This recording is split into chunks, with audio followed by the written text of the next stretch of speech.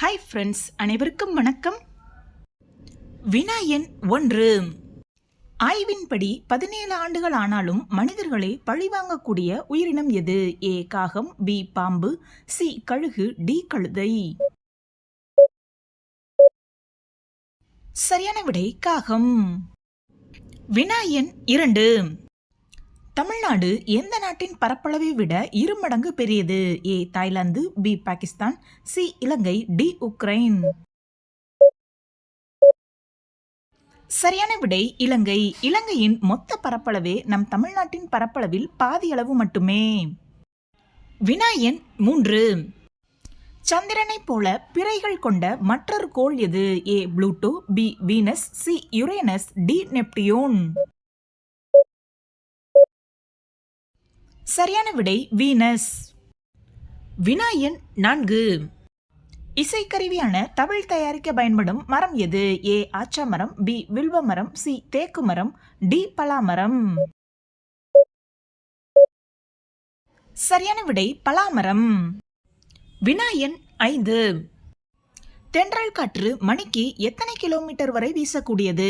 ஏ 5 முதல் 10 kilometre, B 10 முதல் 15 kilometre, C 15 முதல் 19 கிலோமீட்டர், டி 20 முதல் 25 கிலோமீட்டர். சரியான விடை 15 முதல் 19 கிலோமீட்டர். வினா எண் 6.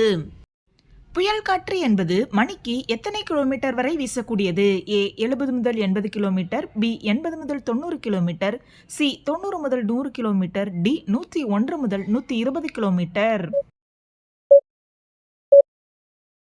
சரியான விடை 101 முதல் 120 கிலோமீட்டர். வினா எண் 7. முருகனின் அறுபடை வீடுகளில் சூரசம்ஹாரம் நடைபெறாத கோவில் எது? A Tiruttani, B Thiruparankundram, C Pazhamudircholai, D Kundrakudi.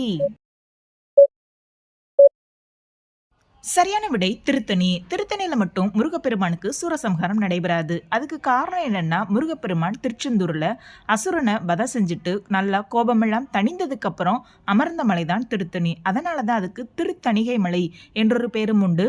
Thiruthanigai மலைதான் நாளடைவில் மருவி திருத்தணி என்றானது. வினா எண் 8.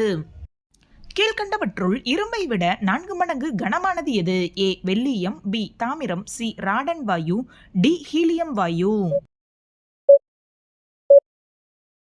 சரியான விடை ராடன் வாயு. வினா எண் 9. 10வது உலக தமிழ் மாநாடு எங்கு நடைபெற்றது? A Chicago, B Kuala Lumpur, C Chennai, D இலங்கை.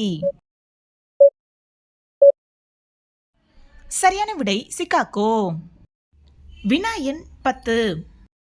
கோவிலில் சாமிக்கு உடைக்கப்படும் தேங்காய் அழுகி இருந்தால் என்ன பொருள்? ஏ கெட்ட சகுனம், பி குலதெய்வத்தின் கோபம், சி தீரா கஷ்டம், டி அகால மரணம். சரியான விடை இந்த 4 பதில்ல எதுவுமே சரியான விடை கிடையாது. அதுக்கு காரணம் என்னன்றதை பத்தி இப்ப நம்ம பார்க்கலாம். வீட்டில் இல்லைன்னா கோவில்ல பூஜைக்குன்னு கொடுத்த தேங்காய் அழுகி இருந்துச்சுன்னா எல்லாருமே அபசகுணம் அப்படின்னு சொல்லுவாங்க.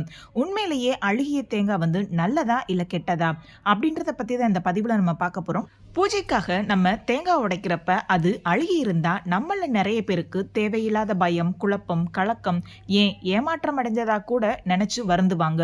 ஒரு சிலர் நடக்கக்கூடாதது நடந்துருச்சு அப்படின்றத போல தானும் பயந்து மற்றவங்களையும் பயமுறுத்துவாங்க. ஆனா உண்மையிலேயே சாமிக்காக தேங்காய் உடைக்கிறப்ப அது அழுகி இருந்தா நீங்க சந்தோஷம் தான் படணும்.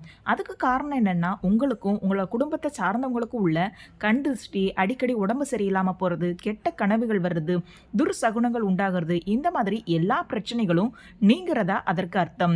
அதனால நீங்க கவலைப்பட தேவையில்லை. இறைவன் சந்நிதியில நீங்க எந்த காரியத்தை நினைச்சு தேங்காய் உடைச்சிங்களோ அந்த காரியம் சித்தி அடைகிறதா ஆன்மீகத்துல சொல்லப்படுது.